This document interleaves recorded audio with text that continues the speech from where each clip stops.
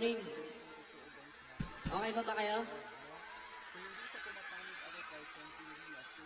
Pasensya na sa lahat na naghihintay sa amin. Maraming nagme-message sa amin na bakit ngayon lang? Okay lang? Okay lang? May energy pa? Oo. Pero gusto ko lang manghingi ng pangunhin. Pero kailangan kong sabihin to para sa mga artist na kasi dapat kaninang 11 pa kami dito eh. So sana naman walang sumisingit. Yun lang. Respeto lang ba? So yun lang. Gusto ko lang sabihin yun. Ayoko masira yung pag-enjoy natin ngayong gabi. So, let's do this. Para sa lahat na nasa dilim!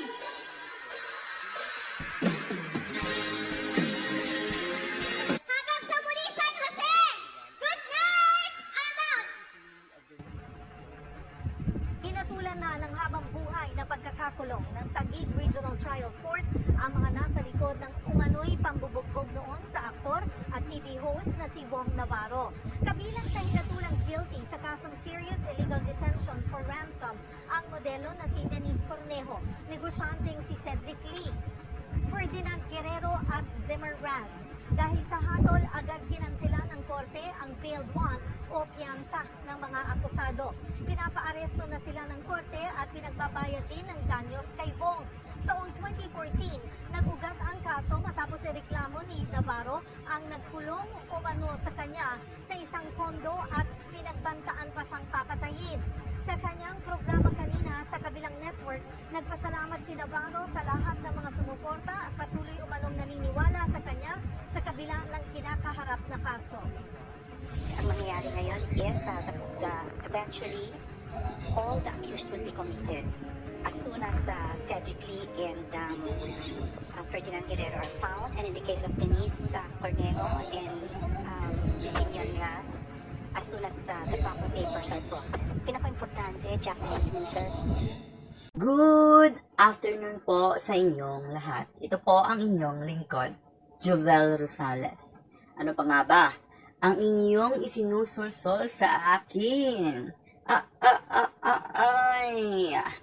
Imarites mo na, dali. Let's jump up directly sa topic natin for this afternoon. So kung nandito na kayo sa video ko ngayon, of course, nakita nyo na yung mga topic na itatakel natin dito. So first nga, ang topic na itatakel natin is all about Francine Diaz and of course versus Lemon and Orange. I'm not so sure about the name, okay? So I will just put na lang here yung name, no? So I think it's Lemon and Orange, I think.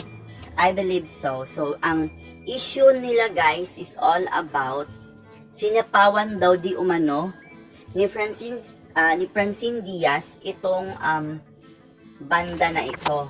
So kung saan nga ay nauna daw sila sa venue at sinapaw daw di umano si Francine Diaz. So marami namang nagsasabi guys na hindi naman talaga sinapawan because kung meron mang pagsasapaw na nangyari, hindi iyon kasalanan ni Francine Diaz. Kasalanan yun nung organizer kung bakit hindi nila na-organize ng maayos ang pagkakasunod-sunod ng mga artist. So meron kasing mga basher na unprofessional daw si Francine. So hindi po yun totoo.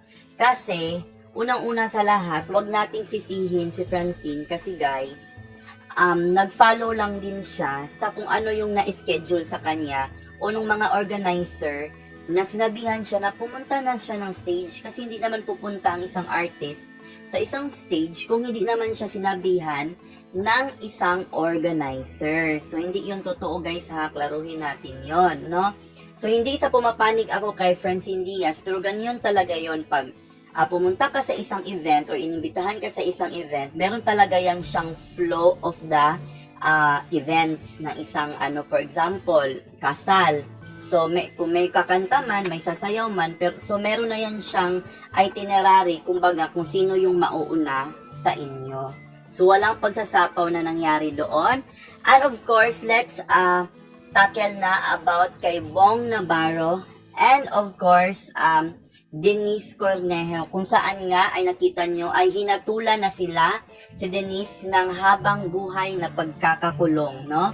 So, hindi na natin i-details yung mga, kung ano yung mga nangyari kasi matagal na din naman yan ng alam na ng mga tao na nagkakaso na nga si Denise at saka si Bong Navarro. So, ang masasabi lang natin dito, hindi sa kinakampihan ko si Bong, pero masaya tayo because even gaano pala katagal ang isang bagay, there is really a vindication. I believe that it is a vindication to Bong Navarro because for how many years na nakipaglaban siya sa court, sa kung ano-anong mga nangyari, is vindicated siya kasi nga ay hinatulan na ang kanyang mga kalaban ng habang buhay na pagkakakulong. So yun no, so vindicated and happy tayo for Bong Navarro. So ano yung mga natutunan natin sa mga pangyayari na ito?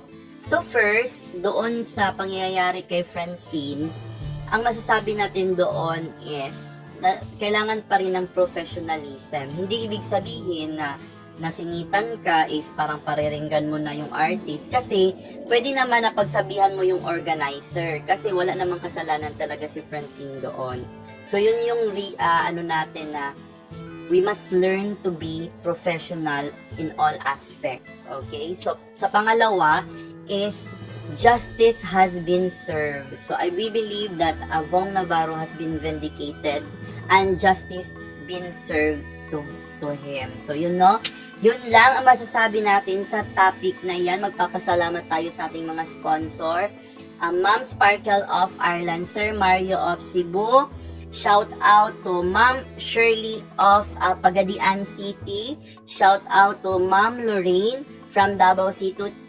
Thank you so much sa inyong mga suporta sa akin. And of course, nagpapasalamat ako sa aking mga supporters sa Facebook, 51,000 followers, and of course sa YouTube, 1.44,000 subscribers. So yun lang masasabi ko sa topic na yan. Again, ito po ang inyong lingkod, Jovel Rosales. This is I Care, I Share, I React.